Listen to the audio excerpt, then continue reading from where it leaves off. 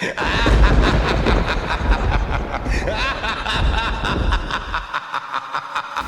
back, everybody, to 31 1990s horror movies for Halloween, where I'm counting down my favorite horror movies from the 1990s. So, last year when I did my favorite 80s horror movies, Child's Play did not make the list.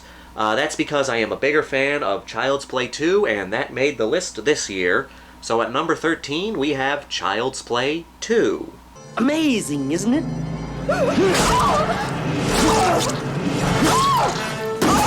We talked about Exorcist 3 earlier on this list, and I stand by what I say there, that Brad Dourif as the Gemini Killer is his best performance, but we all know and love him as Chucky, and there's a reason for that, because Chucky is just such a good character. The first Child's Play is a fantastic movie, and I do love that movie. I was debating between putting Child's Play 2 or Bride of Chucky on this list, and as much as I love Bride of Chucky, I went with Child's Play 2 because I like the Child's Play movies that are fun but still a horror movie. This was a perfect way to amp up the Child's Play series because the first Child's Play was so well done, it ended so well, and then of course they brought Chucky back here, and they improved on everything from the first Child's Play. The first Child's Play was great, but the second Child's Play was an improvement on the first Child's Play, which was already great. So they took something great, and then made something else that was great.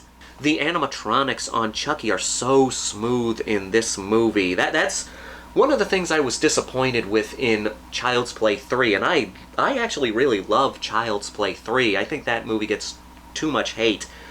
But the animatronics weren't as smooth in Child's Play 3 as they were in Child's Play 2, because the way Chucky's face moves in this movie, it's so articulate, and it wasn't as articulate in Child's Play 3.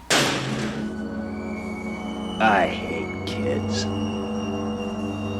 Like, this is the movie where Chucky really became Chucky. Like, we know him from the first movie, you know, he cracked jokes, he laughed all the time, but he didn't crack as many jokes as he did in this movie. This is when Chucky's personality was really allowed to come forward, because in the first Child's Play, there was a mystery for a good portion of it. They had to hold off on revealing Chucky because it was the first movie. You had to have that build-up. But now we have the second movie, we don't need that build-up for Chucky anymore. We already know who he is. We already know that Charles Lee Ray is in this good guy doll. So now we don't need to build up Chucky anymore, and we can focus more on developing Chucky as a character, and that's what they did here. Chucky is a character in the first Child's Play, but he feels like even more of a character in the second Child's Play.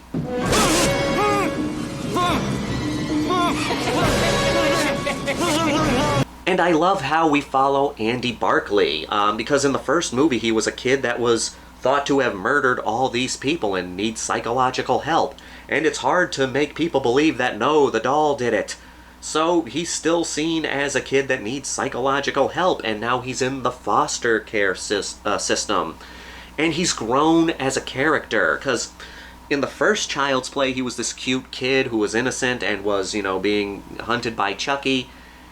And now, in this one, he's more jaded and more damaged because of what he saw in the first one. So they really grew Andy as a character, and this Child's Play 2 has the best Andy Barclay in the entire series.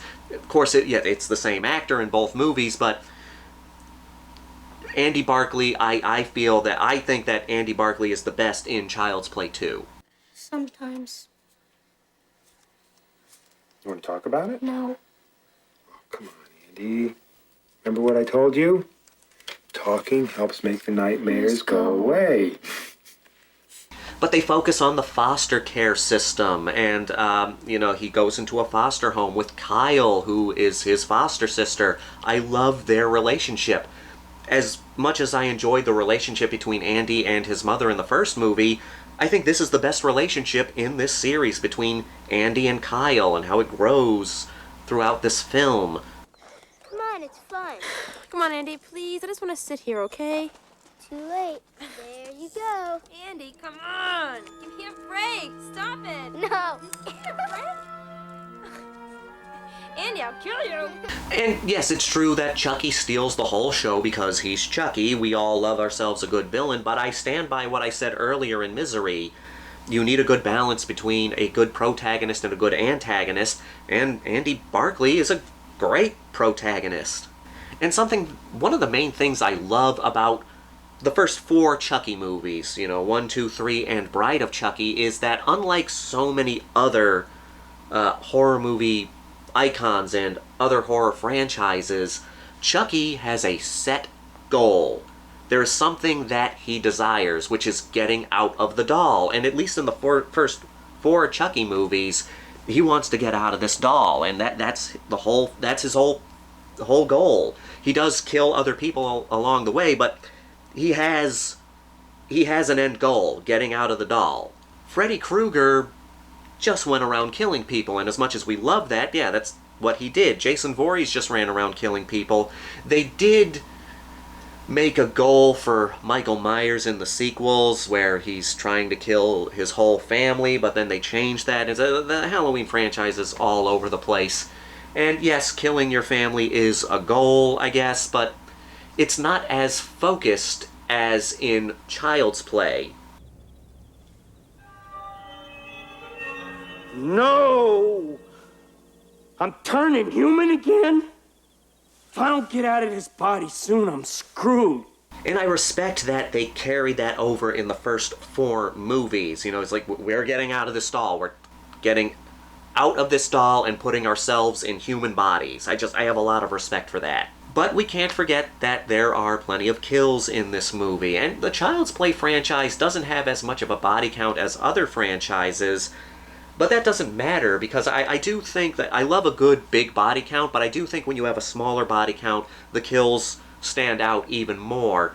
And there are some great kills in Child's Play, like Phil's death by hanging him off the stairs, and that perfect one-liner before axing him off. How's it hanging, Phil?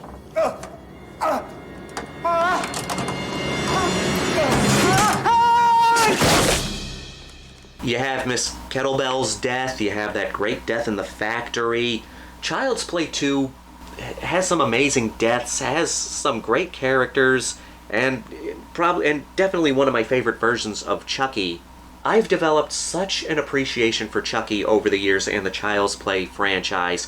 When I was younger, I would have said that stuff like Halloween, Nightmare on Elm Street, Hellraiser, things like that were my favorite franchises.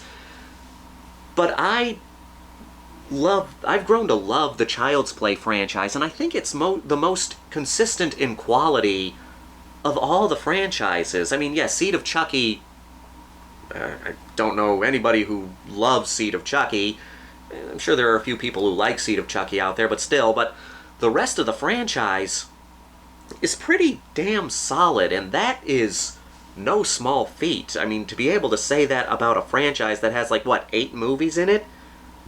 The fact that most of them are good quality films, that's impressive. So yes, Child's Play 2.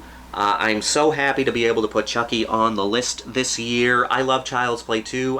I've grown to love the Child's Play franchise, but Child's Play 2, definitely my favorite movie in the franchise.